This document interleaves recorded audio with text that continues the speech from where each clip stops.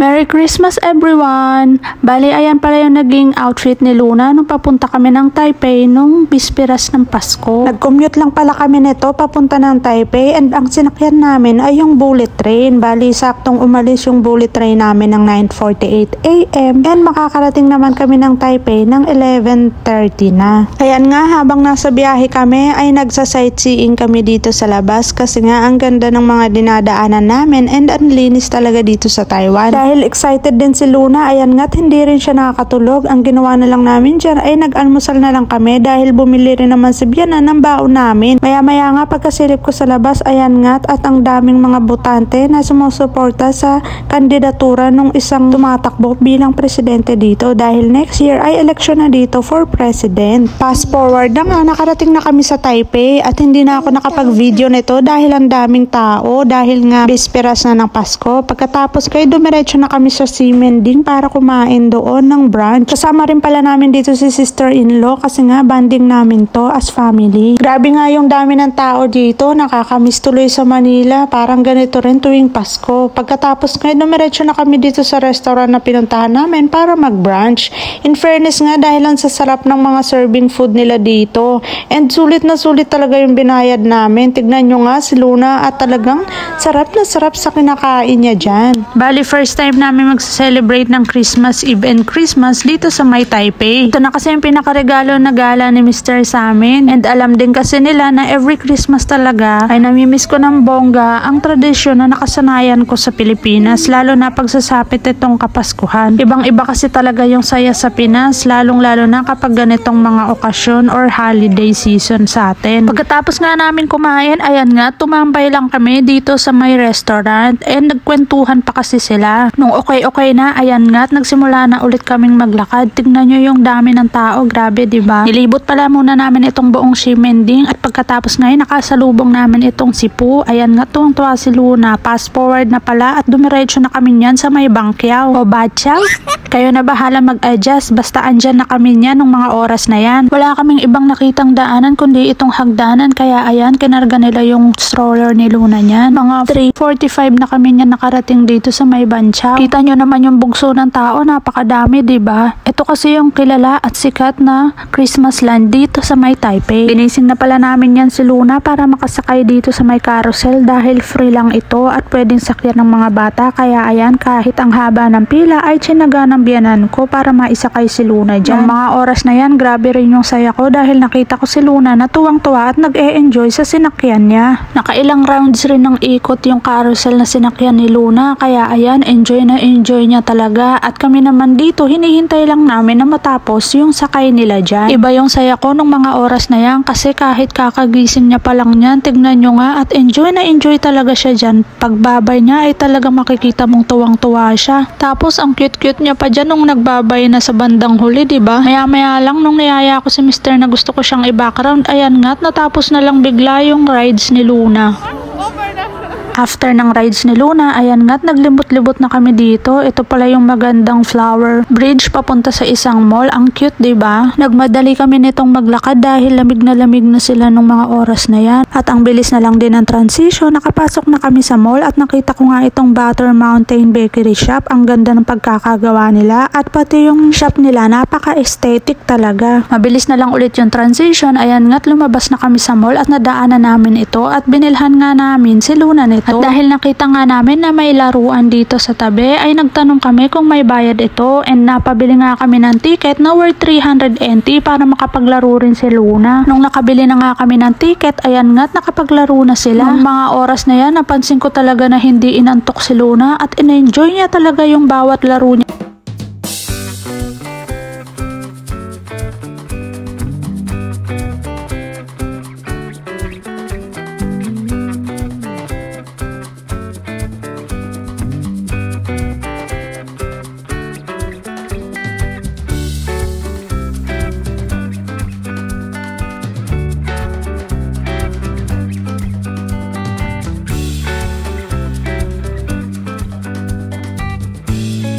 niya maglaro, ayan nga't dumiretso naman siya dito sa may train carousel. Bawal pa kasi yung height ni Luna sa may swing boat, kaya dyan lang siya sa may train carousel pinasakay. At dahil single ticket nga lang yung binili namin, ay si Luna lang yung inalaw na sumakay, kaya ayan, mag-isa lang siya dyan. Safe naman yung ride, kaya okay lang din sa akin. Nakaka-proud nga kasi ang galing niya at hindi siya natakot mag-isa.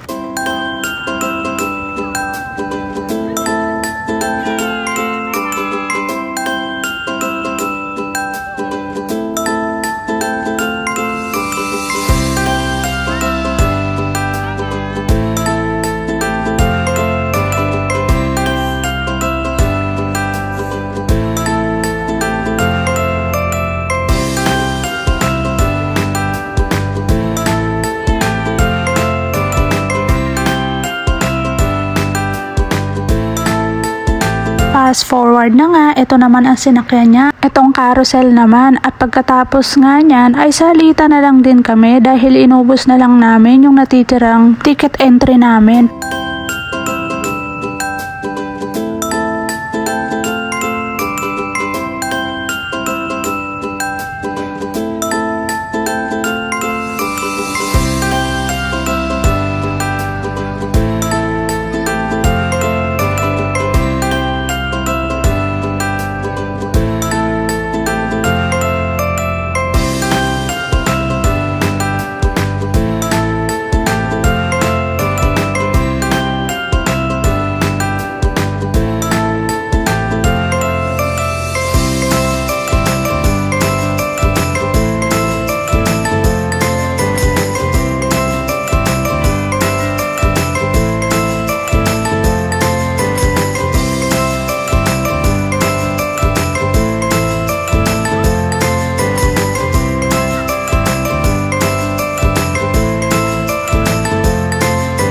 Fast forward na nga, ayan nga't bumalik na kami dito sa my flower bridge at nagpicture-picture kami dito saglit at in-enjoy itong view dito, pero hindi kami pwede magtagal dahil ang dami ring nagdadaan ng tao. Para lang din ulit makabalik sa pinaka-main ng Christmas land, dito lang din ulit kayo dadaan. Mabilis ang picture at video na lang ang ginawa namin dahil apakadami na ring tao. Mabilis ang transition na lang din ulit at pagkatapos nga nagulat kami at nagka-countdown na, wala pang 5:30 niyan. Pagkatapos nga ng countdown, akala ko magbubukas na talaga yung ilaw ng Christmas tree dito, pero star pa lang yung umilaw. Kaya ayan, pumasok muna ulit kami dito sa loob ng mall at naglibot-libot at nagpicture-picture na din. Pagkakita nga ni Luna ng malaking bear, ayan, at nagpa-picture na siya dyan. Nakakatuwa nga kasi may pila pala to, pero nakapag-picture si Luna ng mabilisan dyan, kaya ayan yung kuha niya. Fast forward na nga at ayan nga, lumabas na ulit kami ng mall dahil 5:30 na at magsisimula na ang Christmas lightning. Humanap na kami ng magandang pwesto dyan, kaya ayan, pinapanood na naman itong parang mini cartoon character countdown na meron dito sa building nila.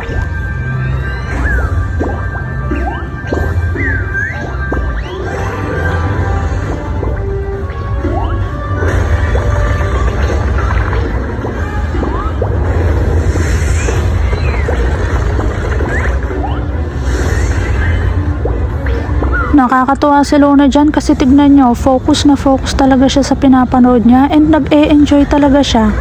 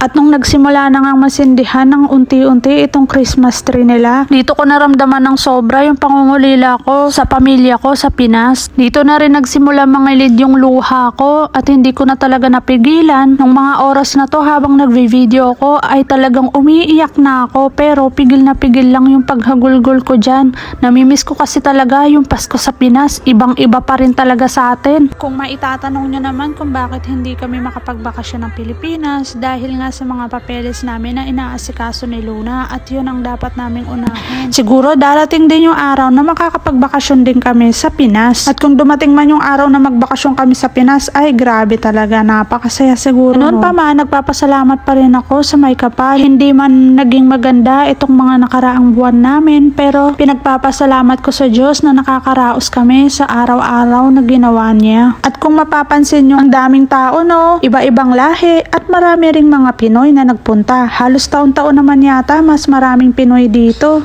Dahil nga ito yung Christmas land dito sa Taipei. Karamihan halos nandito sa Taipei yung Christmas land, pero itong sa Bangkyaw yung pinakasikat at talagang pinupuntahan ng karamihan. Doon kasi sa amin sa may Tainan, ewan ko ba, hindi pa yata na-develop, pero may mga iilan-ilan namang nagtatayo ng Christmas tree, pero hindi katulad nito na bonggang-bongga na parang katulad sa atin sa Pinas na parang MOA lang. Kung meron man sigurong malapit-lapit na pwedeng puntahan namin, siguro yun na yung Kaohsiung. Anyways, hindi na pala kami pumunta sa baba nitong Christmas tree kasi bukod sa palobat na yung battery ng cellphone ko, ay talagang low energy na rin kami sa sobrang pagod. Fast forward na nga at nagpunta na kami sa pinareserve naming restaurant na kakainan namin for dinner. Ayan pala lahat ng kinain namin. Mabilis lang naging transition at nakatulog nga si Luna sa biyahe habang pabalik kami ng hotel. Napabili pa nga kami dito sa may night market ng Shilin dahil napaka-accessible lang ng hotel namin dito. Ito nga pala yung naging room tour namin at mabilisan lang dahil one room lang for one night only. Like and share for part 2. Thank you for watching.